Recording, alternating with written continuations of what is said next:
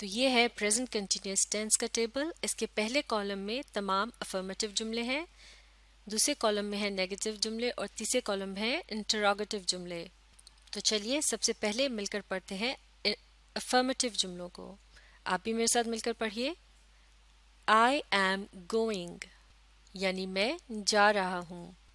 تو اس سے کیا پتہ چلتا ہے؟ یہ ایک ایسا عمل ہے جو کہ اس وقت ہو رہا ہے اور ابھی یہ پوری طرح سے مکمل نہیں ہوا. اسے ہی پریزنٹ کنٹینیوس ٹینس کہا جاتا ہے. اب اگلا جملہ، یو آر گوئنگ یعنی تم جا رہے ہو یا تم سب جا رہے ہو. ہی از گوئنگ یعنی وہ جا رہا ہے.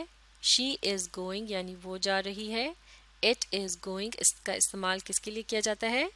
جانوروں یا بے جان چیز کے لیے، اور یہاں اٹ کا ترجمہ وہ کیا جائے گا. اس کے بعد ہے وی آر گوئنگ یعنی ہم جا رہے ہیں. یو آر گوئنگ، معاف کیجیے گا، یو کی سنگولر اور پلورل دونوں ہی فارمز کو ایک ہی طرح سے لکھا جاتا ہے اور اسے ہم پہلے ہی ڈسکس کر چکے ہیں، لہٰذا اسے دہرانے کی ضرورت نہیں.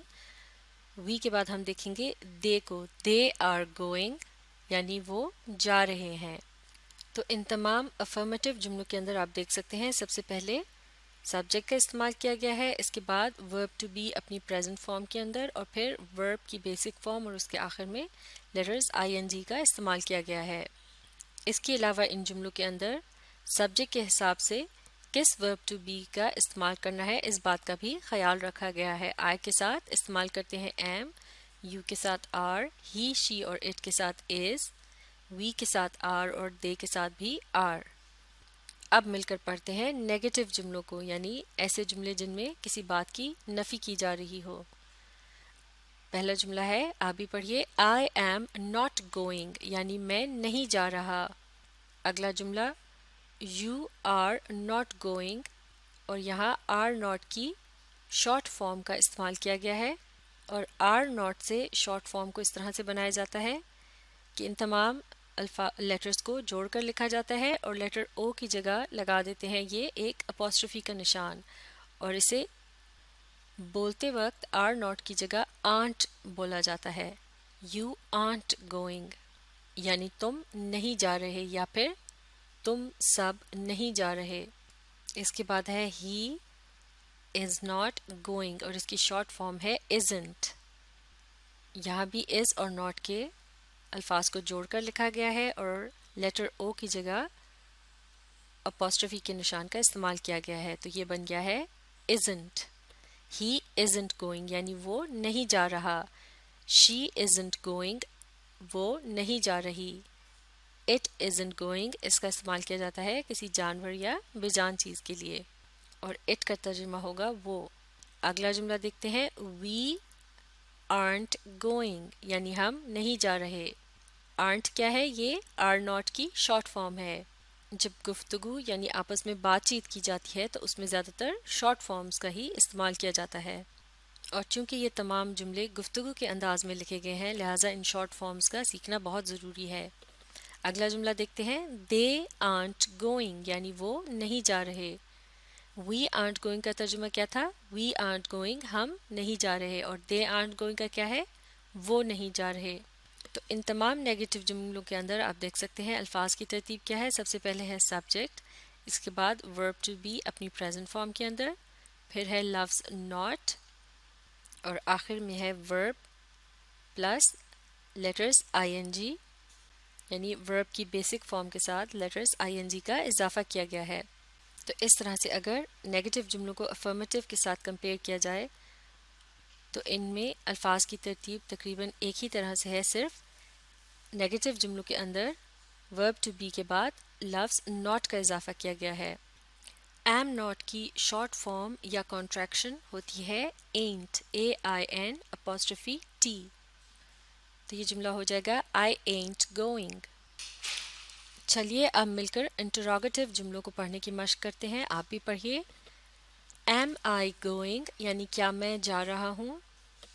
Are you going یعنی کیا تم جا رہے ہو یا کیا تم سب جا رہے ہو. Is he going یعنی کیا وہ جا رہا ہے. Is she going یعنی کیا وہ جا رہی ہے.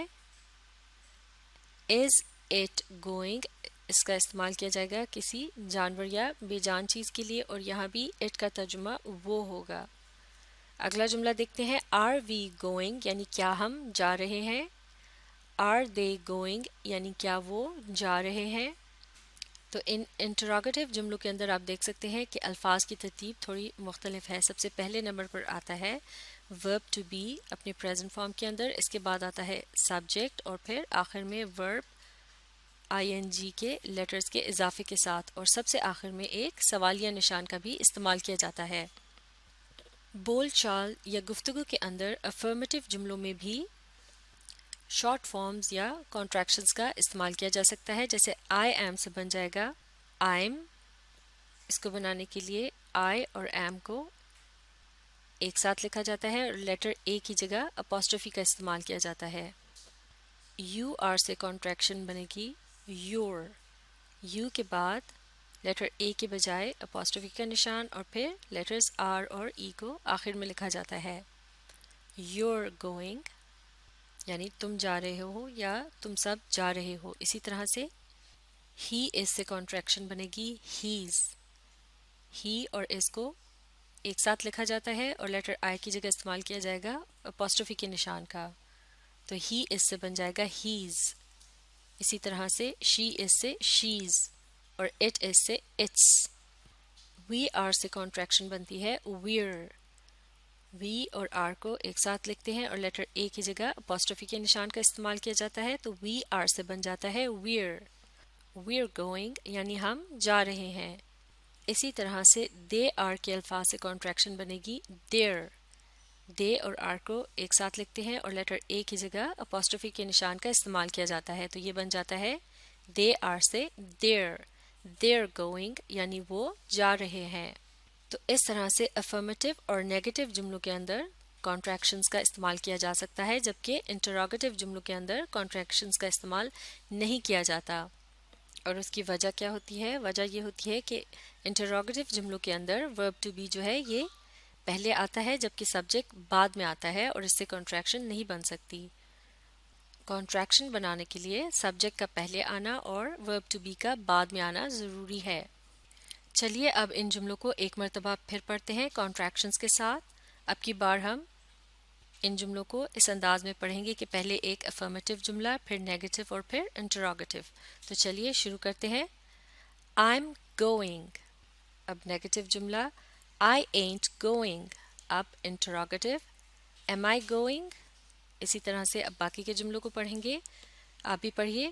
You're going، You aren't going، Are you going؟